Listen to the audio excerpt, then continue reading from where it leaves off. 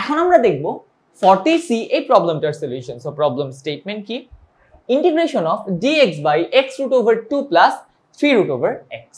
So লক্ষ্য করি এখানে আমাদের যেই টার্মটা আছে, টার্মটা দেখতে কিন্তু বেশ ভয়াবহ, এন্ড কোন এটাকে নিচেরটাকে z ধরলে যে dz পাওয়া যাবে ওটা দেখে অজ্ঞান হয়ে যাওয়ার সম্ভাবনা আছে।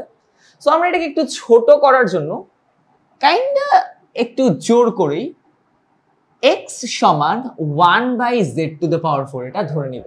তো কেন এটা ধরলে কাজ করবে সেটা বোঝার জন্য অ্যাকচুয়ালি আমাদের ইন্টিগ্রেশনটা সলভ করতে হবে। সো আমরা সলভ করি, আমরা লিখতে পারবো তাহলে dx সমান হচ্ছে -4/z to the power 5 dz।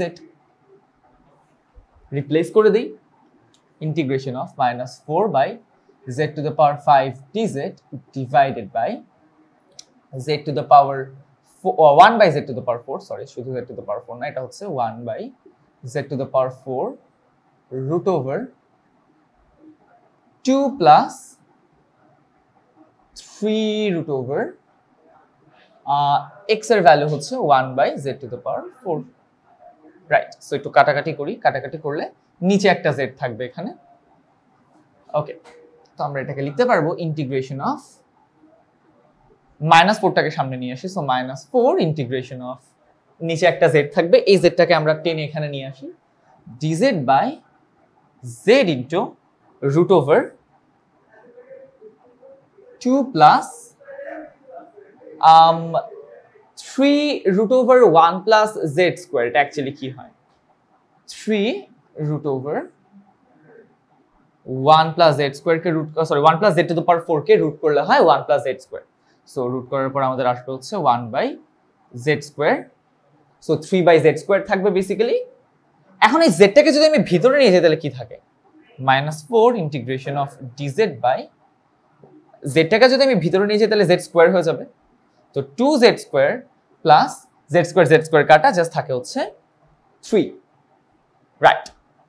তো dx by root over a square plus x স্কয়ারের ফর্মুলা, 2টাকে আমরা বাইরে নিয়ে আসি, 2টাকে বাইরে নিয়ে আসলে √2 হয়ে যাবে, তাহলে -4 divided by √2 integration of dz by, ভেতর থেকে যদি আমি 2 কমন নিই তাহলে থাকে হচ্ছে z স্কয়ার আর 3/2। সো 2টাকে যেহেতু আমরা বাইরে নিয়ে আসছি থাকবে z স্কয়ার প্লাস 3/2 মানে কি √3 by √2 whole square, dx by root over a square plus x square। তাহলে কি থাকে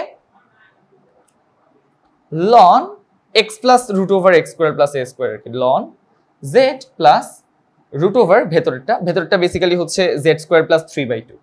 সো z square plus এটা হচ্ছে 3/2 প্লাস c আর সামনে একটা থাকবে মাইনাস 4√2/2 হয়ে যায় হচ্ছে বেসিক্যালি -2√2। আচ্ছা, তাহলে যদি আমি ঠিকঠাক ভাবে লিখি, আমরা এটাকে এখন z এর জায়গায় x নিয়ে আসবো, তাহলে থাকে -2√2 ln z মানে হচ্ছে এখান থেকে আমরা বলতে পারি x টু দ্য পাওয়ার -1/4। এই লাইন থেকে আমরা বলতে পারি যে z টু দ্য পাওয়ার 4 সমান হচ্ছে গিয়ে x টু দ্য পাওয়ার -1 মানে 1/x, তাহলে z হচ্ছে x টু দ্য পাওয়ার -1/4। তাহলে x to the power -1/4 plus root over x to the power -1/4 whole square মানে x to the power -half plus 3/2 plus c, and এটাই হচ্ছে আমাদের এই প্রবলেমের সলিউশন।